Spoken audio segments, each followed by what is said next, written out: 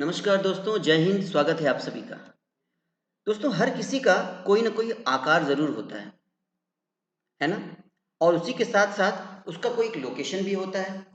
जैसे हम लोगों का है, कोई पता है, एड्रेस है, जहाँ पे हमारी चिट्ठी-पत्र पहुँच जाते हैं, कुरियर्स पहुँच जाते हैं। उसी प्रकार हमारे देश भारत का भी कोई साइज़ है, कोई लोकेशन है। क्या है साइज़ और क्या है लोकेशन?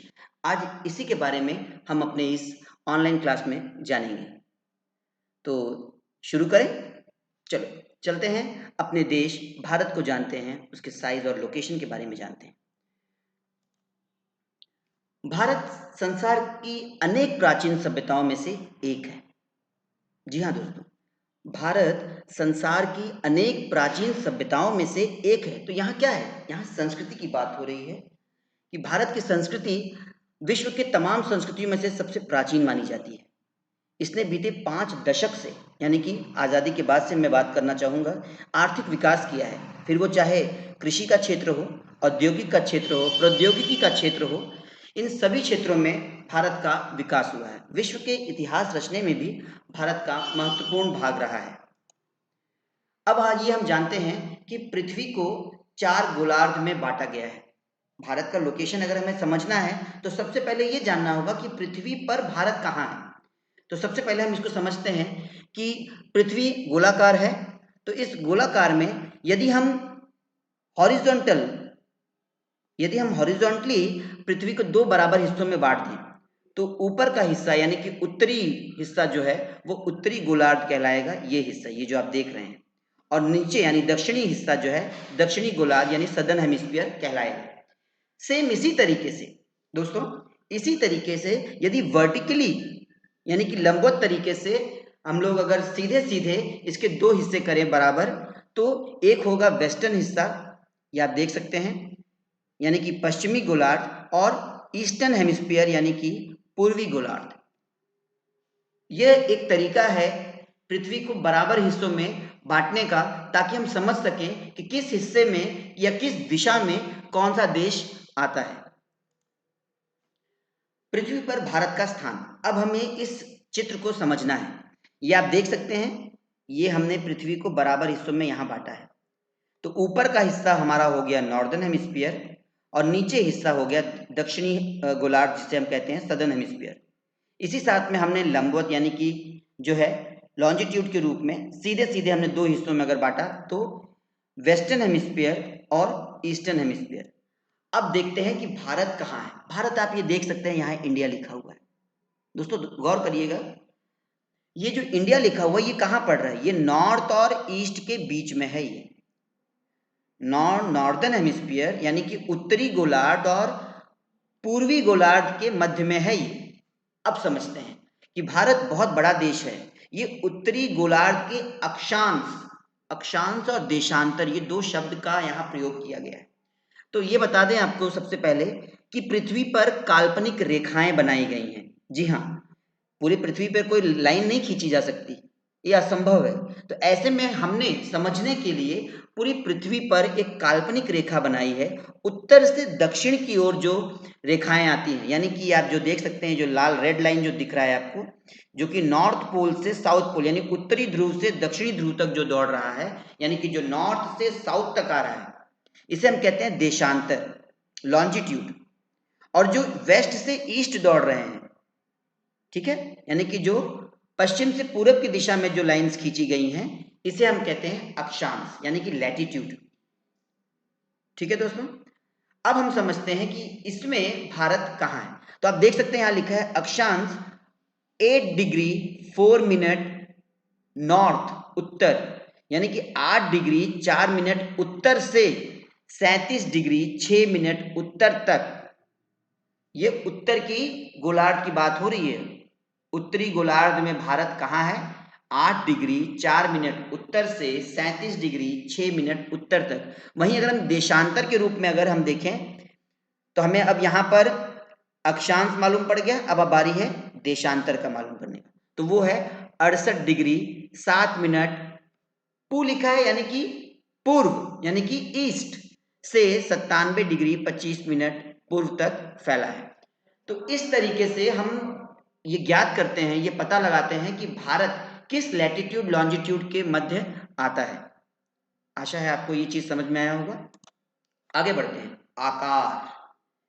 भारत का क्षेत्रफल 3.28 मिलियन वर्ग किलोमीटर है। दोस्तों, भारत एक बहुत विशाल देश है, बहुत बड़ा देश है, और इतने बड़े देश को चलाने के लिए हमें बहुत ही अच्छे हुनरमंद लोगों की ज़रूरत होती है। और कैसे ये देश चलता है आगे हम उसको जानेंगे, मगर क्षेत्रफल के आधार पर यदि हम देखें तो भारत का क्षेत्रफल, ये आप देख सकते हैं, भारत, ये जो आपको दिख रहा है सुंदर सी सुभूमि, सुंदर सुभूमि हमारा भारत देश, ये है 3.28 मिलियन वर्ग किलोमीटर में फैला हुआ है। अब देखते हैं विश्व में भारत कहाँ है। विश्व में भारत क्षेत्रफल के आधार पे 7वां यानी कि 7th सबसे बिगेस्ट कंट्री है। ठीक है, तो सबसे पहले नंबर पे कौन है? सबसे पहले नंबर पे रशिया है, ये आप देख सकते हैं। दूसरे नंबर पे कनाडा, फिर यूएसए, फिर चाइना, फिर ब्राजील, फिर ऑस्ट्रेलिया, और तब कहीं जाकर भारत का नंबर आता है 3.28 मिलियन स्क्वायर किलोमीटर। तो भारत का पूरे विश्व में 7वां स्थान है क्षेत्रफल के आधार पर। आइए देखते हैं कैसे है। भारत की भूमि सीमा यानी कि भूमि सीमा जो कि किसी दूसरे कंट्री से अटैच्ड है यानी कि टच कर रही हो, हमारी जो भूमि सीमा है वो गुजरात से लेकर पश्चिम बंगाल तक तमाम देशों से जुड़ी हुई है। ये आप देख सकते हैं पिंक कलर का बॉर्डर जो बन रहा है, यह है 15,200 किलोमीटर। वहीं जो हमारा तटीय क्षेत्र है, ये आप देख सकते हैं ब्लू लाइन से बना हुआ है। ये जो ब्लू लाइन से बना है ये हमारा तटीय क्षेत्र है, यानी कि जो हमारे समुद्र तट है वो कितना है? वो है हमारा 7,516.6 किलोमीटर। ठीक है दोस्तों, तो कुल मिलाकर भारत का क्षेत्रफल, ये आप देख सकते हैं ओवरऑल जो है, इन सभी को हम जोड़ते हैं तो 22,716.6 किलोमीटर होता है। इसमें एक चीज और जोड़ दी जाती है, वो है हमारा जो द्वीप है, यानी कि अंडमान निकोबार और लक्षद्वीप, इनके भी अगर तटीय सीमाओं को जोड़ दिया जाए तो कुल तटीय सीमा ये सब जोड़ने के बाद हमारे पास जो ओवरऑल जो हमारी सीमा रेखा है, यानी कि भूमि की सीमाएं और हमारे तटीय सीमाओं को जोड़ दिया जाए तो 22,716.6 किलोमीटर ये हमारा आता है। अब देखते हैं कि जियोग्राफिकली यानी कि भौगोलिक रूप में भारत कैसा लगता है। ये आप देख सकते हैं भारत के उत्तर पश्चिमी यानी ये हिस्सा, नॉर्थ वेस्टर्न से लेकर नॉर्थ और नॉर्थ ईस्टर्न तक, ये पूरी जो जमीन है, ये पूरी जो भूमि है, ये हिमालय यानी कि पर्वतों से घिरा हुआ है। उत्तर पश्चिमी, उत्तर और उत्तर पूर्वी भाग पर्वतों से घिरा है, जबकि दक्षिणी भाग हिंद महासागर है जो 2 सागरों में बटा है। जी हाँ, आप देख सकते हैं यहाँ पर ये जो हमारा पूर्वी भाग है ये बंगाल की खाड़ी है, वहीं जो हमारी पश्चिमी भाग यानी कि जो वेस्टर्न साइड है वो हमारा अरब सागर है। तो इस तरह से हिंद महासागर दक्षिण में, अरब सागर यानी कि अरेबियन सी वो हमारा वेस्ट में, और बंगाल की खाड़ी यानी कि बे ऑफ बंगाल ईस्ट में।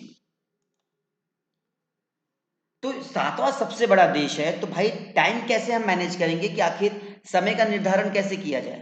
तो समय का निर्धारण करने के लिए हम वेस्ट से ईस्ट के सबसे बीच का हिस्सा हम लेते हैं, वो जगह जहां से पूरे भारत का स्टैंडर्ड टाइम डिटेक्ट किया जाए या समझा जाए, वो कौन सी जगह है? तो वो है उत्तर प्रदेश के जिला मिर्जापुर। मिर्जापुर वो स्थान है जहां से पूरे भारत का मानक मध्याह्न रेखा जो है पार करती है और हम स्टैंडर्ड टाइम डिसाइड करते हैं। वो है 82 डिग्री 30 मिनट ईस्ट, 82 डिग्री यानी 82 डिग्री 30 मिनट ईस्ट। यहाँ से हम पूरे भारत का टाइम मैनेज करते हैं और इसी टाइम स्टैंडर्ड से हम पूरे भारत में समय का संचालन या को कितना बजेगा वो निर्धारित करते हैं। इसके साथ अब हम देखते हैं कि आखिर अतीत में, इतिहास में भारत ने कैसे अपना काम किया, कैसे विश्व गुरु कहलाया और कैसे इसने व्यापार का एक नया मापदंड अपनाया। सबसे पहले समझते हैं हम इसे कि इंडियन ओशन ट्रेड, हिंद महासागर के माध्यम से हमने कैसे व्यापार स्थापित किया। तो भारत बहुत पहले से ही नेवल बेस रहा हुआ है। हमने बड़े बड़े जहाज, जंगी जहाज और समुद्र तट के माध्यम से न केवल पर्शिया, अरेबिया, अफ्रीका, इजिप्ट तक अपने साजो सामान को पहुंचाए हैं, बल्कि हमने ईस्टर्न साइड के देश जैसे इंडोनेशिया, म्यांमार और बाकी हिस्सों में हमने अपने साजो सामान पहुंचाए हैं। तो ये जो हमारा डेक्कन का प्रायद्वीप है, यानी कि डेक्कन प्लेट्यू, ये हमारा जो डेक्कन का पूरा इलाका है।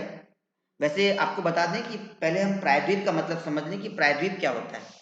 द्वीप तो समझ में आता है कि द्वीप उसे कहते हैं जो चारों तरफ से पानी से घिरा हो।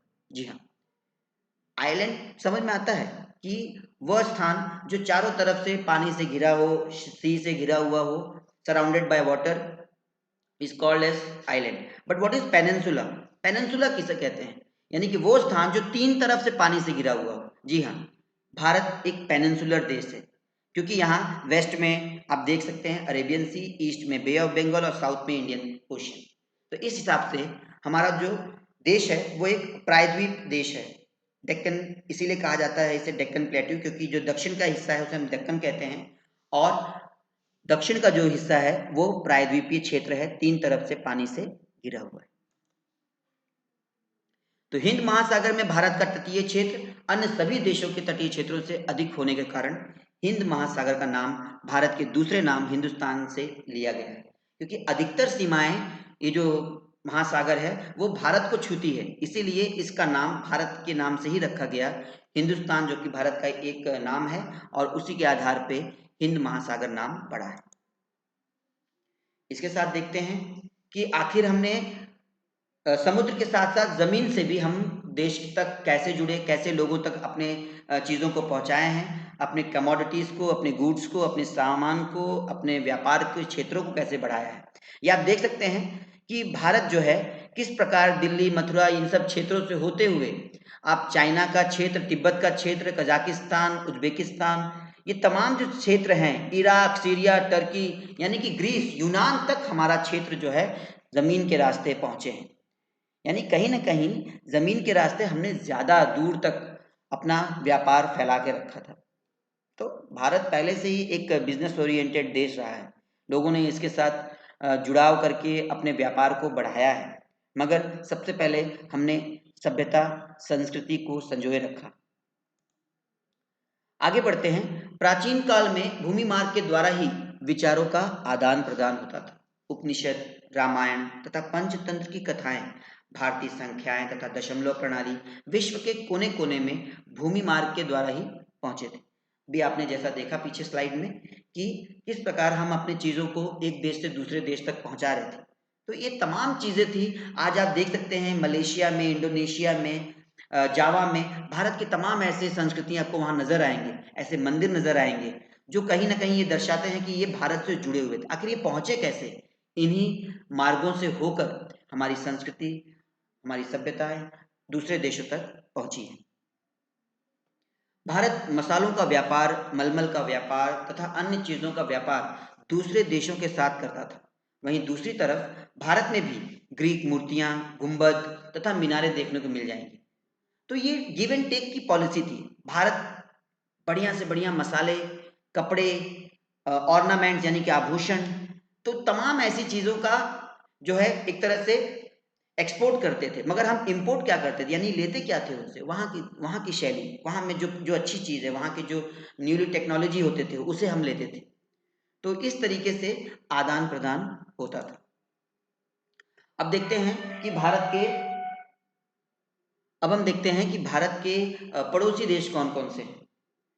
भारत के पड़ोसी देश, जी हाँ, एक ट्रिक दिया हुआ है यहाँ पर, आप देख सकते हैं एक ट्रिक दिया गया है कि कैसे हम पता करें कि भारत के पड़ोसी मुल्क कौन कौन से हैं। ये आप देख सकते हैं कि बचपन में एमबीए, एक थोड़ा सा ट्रिकी तरीका है याद करने के लिए। बचपन में एमबीए, ब से बांग्लादेश, च से चीन, प से पाकिस्तान, न से नेपाल, म से म्यांमार, एम से मालदीव, बी से भूटान और ए से अफगानिस्तान। तो ये तमाम देश भारत के पड़ोसी मुल्क हैं। तो भारत के उत्तर पश्चिम में पाकिस्तान तथा अफगानिस्तान है, उत्तर में चीन, नेपाल तथा भूटान, पूर्व में म्यांमार तथा बांग्लादेश तथा दक्षिण में मालदीव व श्रीलंका। तो ये तमाम देश भारत के पड़ोसी मुल्क हैं। दोस्तों ये सदैव याद रखिए, कोई भी देश सुखी तभी रहता है जब उसके पड़ोसी सुखी होते हैं।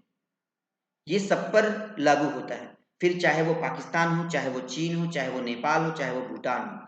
यदि किसी देश को सुखी रहना है, अपने भोजन को चैन से खाना है, अपनी सुख सुविधाओं का आनंद लेना है, तो जरूरी है कि उसका पड़ोसी भी सुखी रहे। ये दोनों तरफ लागू होता है। यदि हम सोचें कि हम बहुत विकासशील देश हैं, हम बहुत आगे बढ़ जाएं और हमारे बगल में ही हमारा पड़ोसी मुल्क बर्बादियों का मंजर देखता रहे, तो आने वाले समय में वहाँ की जो आग जो लपटें उठेंगी, उससे कहीं ना कहीं हमारी सीमाएं भी प्रभावित होंगी। तो आइए यूं सीमाओं में बंद कर एक दूसरे का जो है कब्जा करने की जो नीति है उसको हम खत्म करें, और जिसकी जो हिस्से हैं, ये जो ये सीमा को फैलाने की जो नीति है, एक्सपांड करने की जो नीति है, इसको खत्म कीजिए। जो आपका है आप वहां पे रुक जाएं और वहीं पर उसका विकास करें।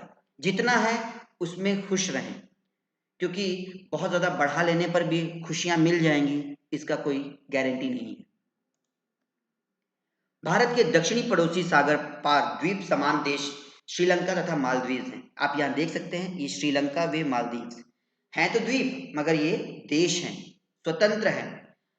पाल स्ट्रेट और मन्नार की खाड़ी के द्वारा निर्मित समुद्र के एक संकीर्ण नाले के कारण श्रीलंका भारत से अलग है, जबकि मालदीव लक्षद्वीप के दक्षिण में स्थित है। ये आप देख सकते हैं, लक्षद्वीप के दक्षिण में मालदीव्स है, और इसी कारण ये हमारे पड़ोसी मुल्क भी कहे जाते हैं, क्योंकि ये लक्षद्वीप से बेहद करीब है। ठीक। तो भारत का अपने पड़ोसियों से भौगोलिक के साथ साथ ऐतिहासिक तार भी जुड़े हुए हैं। We are continuously bonding up with our countries, our neighbours, through geographical conditions and historical. तो ये चीज़ें बहुत मायने रखती हैं भाई। हम पड़ोसी हैं, साथ साथ हमारा ऐतिहासिक जुड़ाव भी है।